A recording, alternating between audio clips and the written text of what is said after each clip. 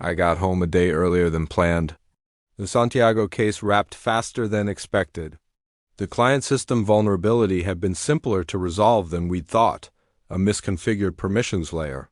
Nothing more, for once, a case didn't drag on or spiral into litigation hell. I didn't text Belle. I wanted to surprise her, after 10 years of marriage. I figured I'd earned the right to do that, at least once, It wasn't even about romance, really. Just comfort. The kind that comes from familiarity, from seeing your person's face light up when you walk through the door unannounced. The kind of moment I'd missed lately. The cab driver, a kid with music too loud and cologne even louder, asked if he should pull into the driveway. I told him no. Something in me hesitated. There were too many cars. Unfamiliar ones. Our driveway was full, 3 parked at crooked angles like they didn't expect anyone else to arrive. A gray Audi blocked the walkway. A red convertible I didn't recognize sat halfway on the grass. The porch lights were on. So, were the living room lights? Kitchen too. All of it glowing alive inside. Through the slanted front window, I saw silhouettes. Movement. And then I heard the music. Some soft jazz station. Belle used to like when guests were over. Something didn't feel right. My hand hovered over the door handle for longer than I'd like to admit. Then I pushed it open. The scent of roasted garlic and warm bread hit me first. Laughter followed, not the polite, half-hearted kind. Full belly laughs. Glasses. CLINKING. Someone had just made a toast. The hallway was lined with jackets and scarves. I didn't recognize as I stepped into the living room. I saw them. 8 people sat around our dinner table. My dinner table. Half of them strangers, the others I knew well, unfortunately. Harper Bale's sister, perched like a smug cat at the end of the table. Marcus, her brother, leaned back in his chair like he owned the place.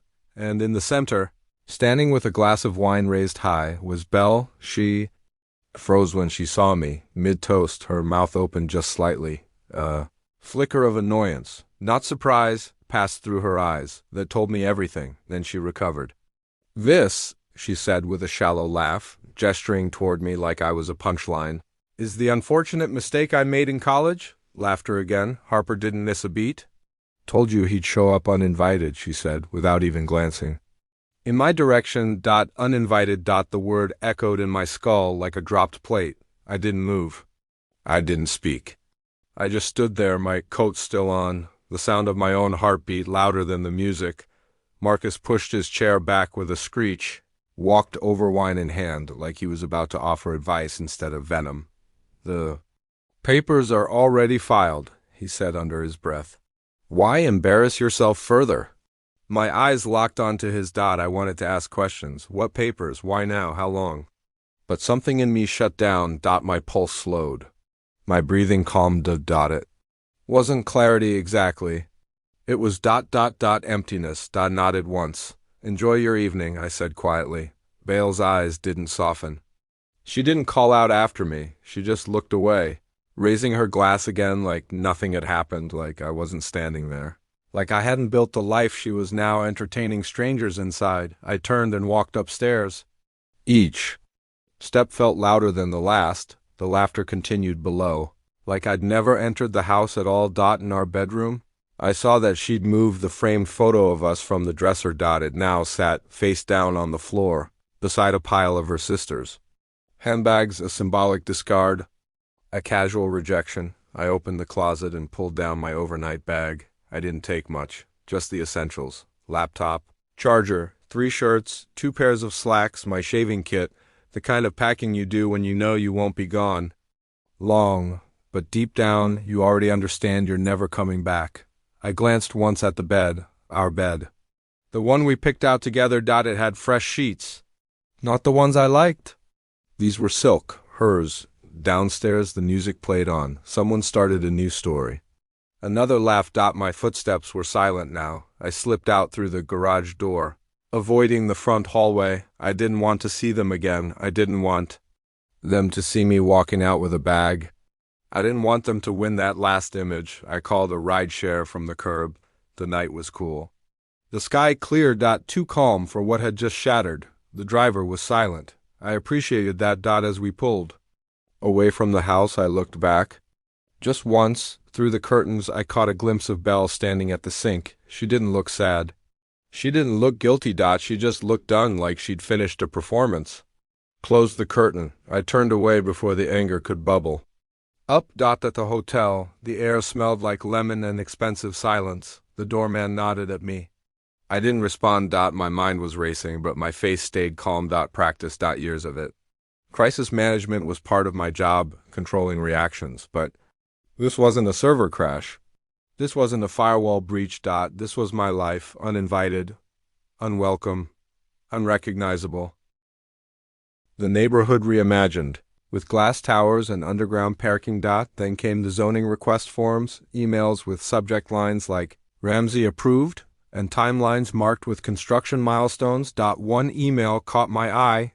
It was from someone at a firm called Linux Strategies, addressed to Belle, Marcus, and Judge Leonard Ramsey, her father. Subject: Hawthorne Initiative. Final push body. We've secured 5 of the 7 parcels.